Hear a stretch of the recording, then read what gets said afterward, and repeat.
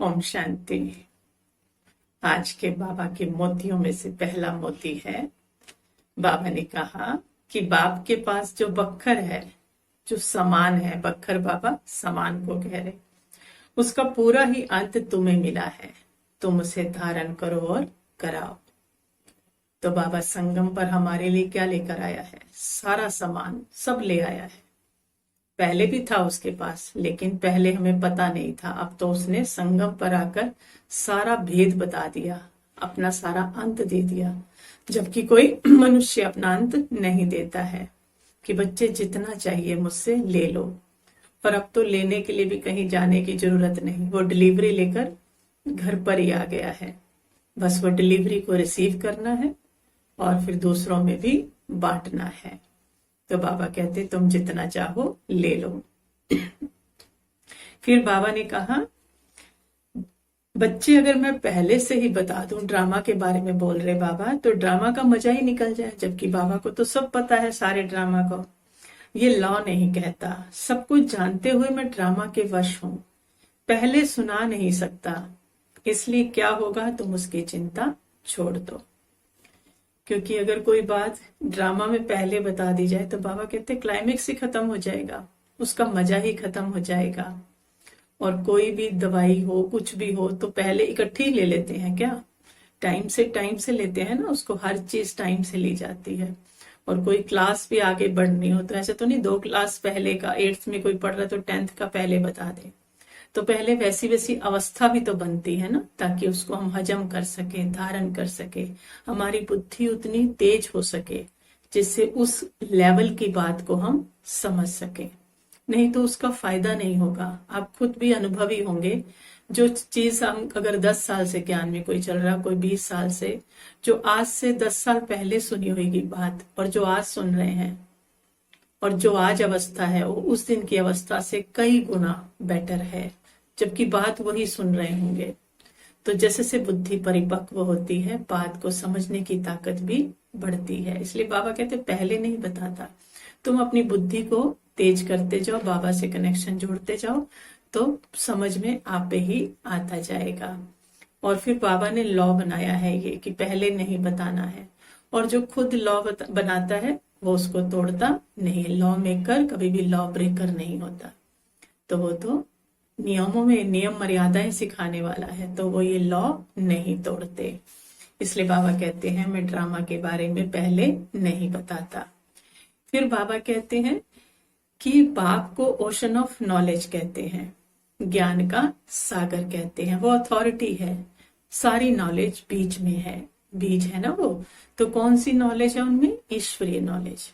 लोग कहते हैं हमारे में भी ये ज्ञान दिया जाता है, हमारे वहां भी ज्ञान, हमें बहुत ज्ञान है। लेकिन ज्ञान कौन सा? ईश्वर का ज्ञान। आज तक हम जाने ईश्वर किसको कहते हैं? हमने तो सभी को भगवान कह दिया ना, सभी को भगवान कह दिया। लेकिन ईश्वरीय नॉलेज मतलब वो पिता जिसका फिर कोई पिता नहीं है और सारी दुनिया उसकी रचना है। ये बात हमें समझ में नहीं आती थी, हम सबको भगवान कह देते थे, जबकि वो भाग्यवान बच्चे थे। तो बाबा ने आकर अपनी नॉलेज दी, ईश्वरीय नॉलेज दी, और उस नॉलेज में एक एक चीज को हमें समझाया। तो वो बीज है ना, क्योंकि वही बीज है, उसके बाद उससे ऊंचा कोई नहीं है। वो अपने हर पत्ते को, हर फूल को, हर फल को जानता है, और वही ये नॉलेज दे सकता है। तो ईश्वरीय नॉलेज मिली हमें। तो जो सोचते हैं कि वैसा ही ज्ञान है या वहां भी ऐसा दिया जाता है, तो इस ज्ञान को थोड़ा टाइम धैर्यता से, प्यार से समझें तो पता लगेगा कि वो सागर है। सिर्फ पैर डालने से तो उसकी ठंडक की महसूसता कर सकते हैं, लेकिन जो मोती मिलते हैं, जो रतन मिलते हैं, वो उसकी गहराई में जाकर ही मिलते हैं, और वो थोड़े टाइम बाद ही समझ आता है। फिर बाबा कहते इस ड्रामा को समझने की हिम्मत चाहिए, क्योंकि फिर अम्मा मरे तो भी हलवा खाओ, क्योंकि हलवा खाना है। अब कौन सा हलवा? क्योंकि जो गया उसने दूसरा जन्म लिया, रोए क्यों?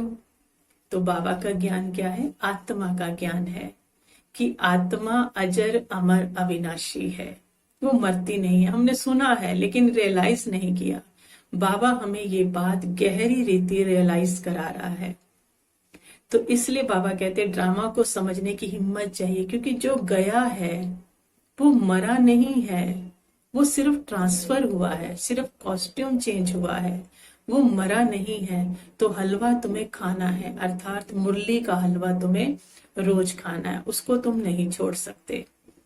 तो इसको समझने की हिम्मत चाहिए ना, क्योंकि पूरा कल्प हर आत्मा का कनेक्शन है ना, एक का दूसरे के साथ, दूसरे का तीसरे के साथ।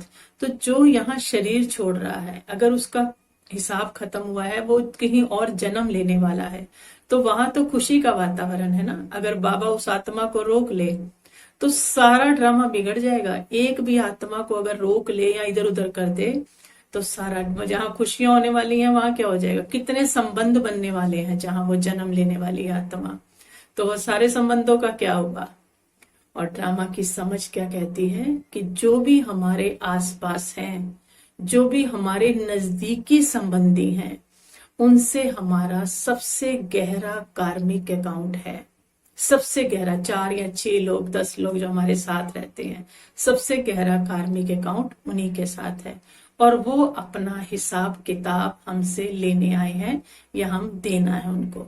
किसी ने लेना है, किसी ने देना है।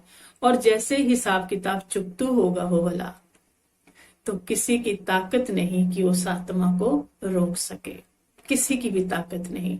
उस आत्मा को जहां उसका हिसाब किताब है उसको जाना पड़ेगा। तो इस ड्रामा को समझने की बहुत हिम्मत चाहिए कि पार्ट खत्म होते ही जहां दूसरा पार्ट शुरू हो गया, तो इस पार्ट में उसको रोका नहीं जा सकता। इसलिए बाबा कहते हिम्मत चाहिए। फिर बाबा ने कहा अति इंद्रिय सुख गोपी वल्लभ के गोप गोपियों से पूछो। तुम बच्चों को परम सुख में रहना चाहिए। अब अति इंद्रिय सुख, जिसमें इंद्रियों से सुख की भोगना नहीं की जा सकती। इंद्रियों से नहीं की जा सकती, इंद्रियों से परे का सुख है। अब वो देखो परम धाम में हो सकता है, क्योंकि परम धाम में तो कुछ है ही नहीं, आत्मा बिंदी है। और वो कहाँ हो सकता है, वो संगम पर हो सकता है, फरिश्ता स्वरूप में हो सकता है ना, फरिश्ता बन रहे हैं हम। तो ये सुख जो है यहाँ संगम की हमारे को लॉटरी है। ये हमें देवता बनने पे भी नहीं होगा और ये हमें परम धाम में भी नहीं होगा। देवता बनने के बाद भी अतीन्द्रिय सुख नहीं है। कहाँ है, संगम पर है, जब हम फरिश्ता बनने के प्रोसेस में हैं। आप सोचो कि किसी बच्चे के लिए सबसे बड़ा सुख कहाँ होता है, दिल से सोचना। कोई छोटा बच्चा हो, उसके लिए सबसे बड़ा सुख कहाँ होता है, माँ बाप की गोद। और हमें क्या मिली है, क्या मिला है हमें, भगवान की, जो हमारा माता पिता चिल्लाते आए 63 जन्म, तो माता पिता हम बालक तेरे। लेकिन उस सुख की अनुभूति हमने कहाँ की है, संगम पर की है, उसकी गोद ली है हमने। तो इससे बड़ा अतीन्द्रिय सुख क्या होगा, सोच सकते हैं। तो कोई कहीं हमने अनुभव नहीं किया, ऐसा नहीं हो सकता कि बाप के प्यार का, बाप के स्नेह का अनुभव ना किया हो, उसकी गोद ना ली हो। तो बच्चे के लिए जब उसकी गोद में है तो वही अतीन्द्रिय सुख है। और दूसरा अतीन्द्रिय सुख क्या है, बाबा ने हमें यहाँ आकर दाता बना दिया, देने वाला बना दिया। दिया वो उसका है, हम सिर्फ बांटते हैं। और लोग क्या करते हैं, हमें दुआएं देते हैं। उसका दिया हुआ बांट रहे हैं, दे रहे हैं, और बढ़ता ही जा रहा है, और लोगों की दुआएं मिल रही हैं। तो दाता बना लिया, तो देने से अपनी भूख अपने आप ही खत्म हो जाती है। अपनी भूख खत्म हो जाती है। कोई बांट रहा है ना, जैसे कोई कंबल बांट रहा है, कोई खाना बांट रहा है, आप देखो उसकी अपनी भूख खत्म हो जाएगी, क्योंकि खुशी बढ़ती जाएगी। देने से खुशी बढ़ती है। देते जा रहे हैं, देते जा रहे हैं, खुशी बढ़ रही है। तो खुशी बढ़ रही है तो भूख नहीं लग रही। भूख नहीं लग रही क्यों, क्योंकि खुशी है। तो भूख खत्म हो गई ना। तो क्या है वो, अतीन्द्रिय सुख ही तो है। तो वो परम सुख जो परम आत्मा ने हमें दिया है, उसको कहेंगे हम अतीन्द्रिय सुख। तो ये हमें बाबा से मिला है, और कोई ब्राह्मण नहीं कह सकता कि मुझे नहीं मिला है। फिर बाबा ने कहा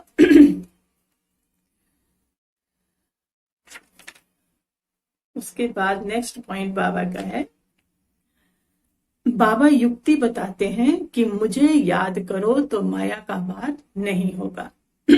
हम कहते हैं बाबा माया आ गई, माया आ गई। तो क्यों आ गई माया? क्योंकि याद नहीं है। अगर हमारा बाबा के साथ कनेक्शन है तो बाबा सर्वशक्तिवान है, बाबा का करंट मुझ में पास हो रहा है। और आप अच्छे से जानते हैं जिसको करंट लगा हो उसको अगर कोई छू ले तो उसको भी करंट लग जाता है। तो हम बाबा की याद में हैं तो बाबा का एक ओरा बन जाता है हमारे आसपास, एक बाढ़, एक सेफ्टी बन जाती है। और उससे अर्थात अग्नि जल जाती है और अग्नि में जानवर प्रवेश नहीं करते, विघ्न प्रवेश नहीं करते, दूर से ही भाग जाते हैं। तो अगर माया आती है तो हम बच्चों को चेक करना है कि जरूर हमारा बाबा से कनेक्शन टूटा हुआ है, क्योंकि याद नहीं होगी तो माया आएगी और याद होगी तो माया टच भी कर नहीं सकती है। फिर बाबा ने कहा इस समय सभी सीताएं रावण की शोक वाटिका में हैं। ये सारी दुनिया सागर के बीच लंका है, इसमें सभी रावण की जेल में हैं, सर्व की सदगति के लिए बाप आए हैं और वो स्वर्ग है अशोक वाटिका।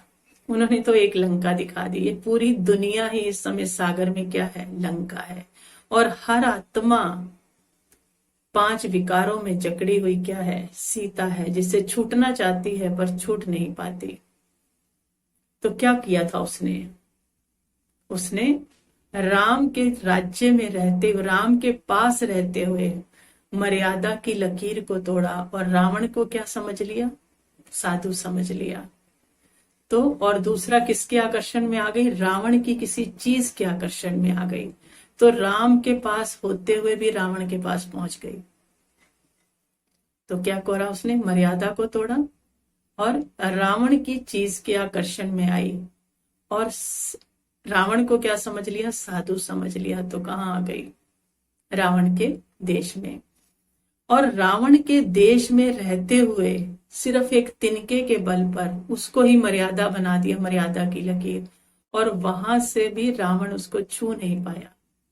तो वहां से उसने थोड़ा सा मर्यादा का उल्लंघन किया और ट्रांसफर हो गई रावण राज्य में, अर्थात शोक वाटिका में। दुनिया जिसको कहती है शोक वाटिका, अशोक मतलब जहां शोक ना हो, और उसको तो 24 घंटे शोक था, तो वो शोक वाटिका थी। तो वो इस गलती से आ गई। तो मतलब जरा से रावण का अंश आने से, आकर्षण होने से और माया को ना पहचानने से ट्रांसफर हो गई रावण में। और रावण राज्य में होते हुए भी निश्चय बुद्धि है तो कहाँ ट्रांसफर हो गई, राम के पास। तो इसमें ऐसा कुछ नहीं कि हम कहाँ बैठे हैं, कि हम मधुबन में हैं, हम घर में हैं, हम फलानी जगह हैं, वहां हैं। नहीं, अगर उसके ऊपर निश्चय है, अगर वहां भी बैठे हैं मधुबन में और अगर उसके ऊपर निश्चय नहीं है, मर्यादा का उल्लंघन करते हैं, माया को नहीं पहचान पाते हैं, तो राम से भी रावण राज्य में जा सकते हैं, शोक में जा सकते हैं।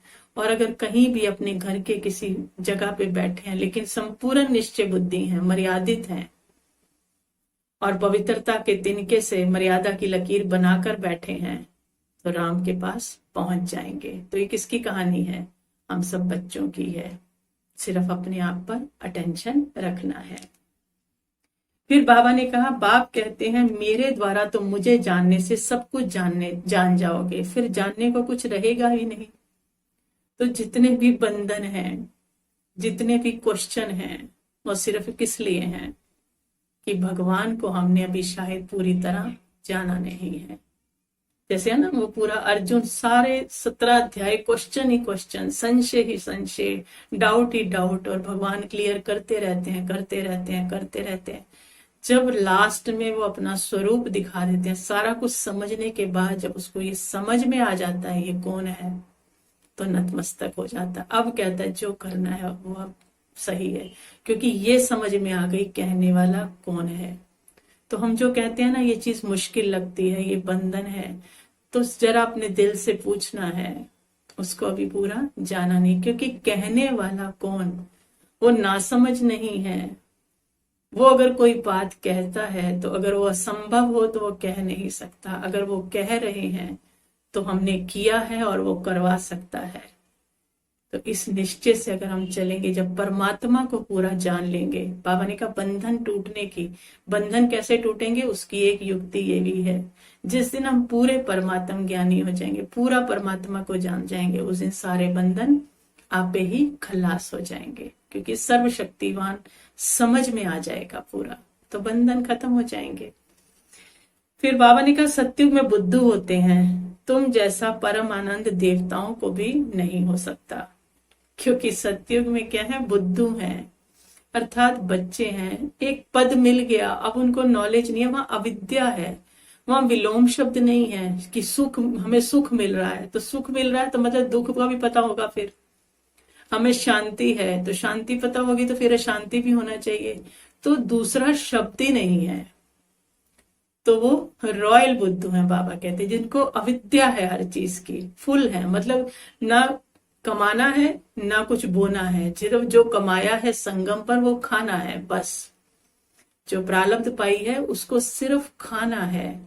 और हम कौन है, हमारे जैसा आनंद नहीं हो, क्योंकि हमें तो आदि का भी पता है, मध्य का भी पता है और अंत का भी पता है, और हम परमात्मा के बच्चे हैं, वो देवकुल की आत्मा है, वो देवताओं के बच्चे बनेंगे, और हम सब इस समय कौन है, परमात्मा के बच्चे हैं।